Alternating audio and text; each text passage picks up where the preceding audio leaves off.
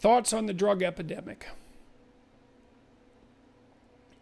Well, I'm not sure there is an epidemic any more than there always has been. I know that there is now a tilt towards drugs in the US in particular, like meth and fentanyl and the other opiates, and that's quite a catastrophe. A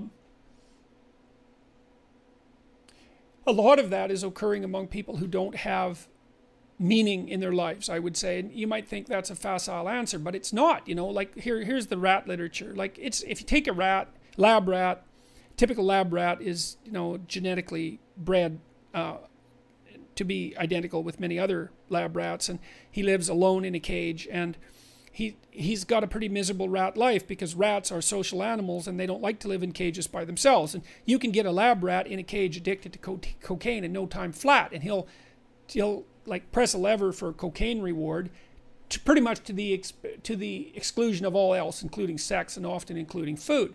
But if you take that same rat and you put him in a rat family, you know, in a rat social hierarchy, in a rat environment, and give him something that rat like to do so that he can be satisfied, it's very difficult to get him addicted to cocaine.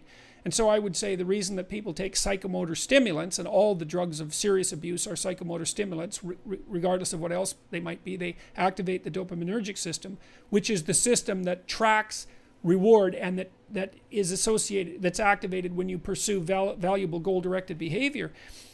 If you don't have that, if you don't have a valid goal, if you don't have no real valid meaning in your life, if you don't have a valid ambition, then you don't have any way of activating that system. And why the hell wouldn't you take drugs? It's like you have to have something better to do to not addict yourself, you know. So I would say that a huge part of the current epidemic in the US in particular is manifest among broken men who have no real place in society, and providing them with money isn't going to help that. They need a productive and meaningful existence, and which is the paramount goal, should be the paramount goal of social policy. For example, it isn't the alleviation of poverty that's really the issue, because people in the West aren't poor.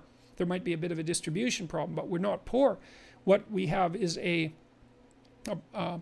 what would you say, we have a problem of meaningful engagement, and that's what has to be addressed, and that's why I do the work that I'm doing. So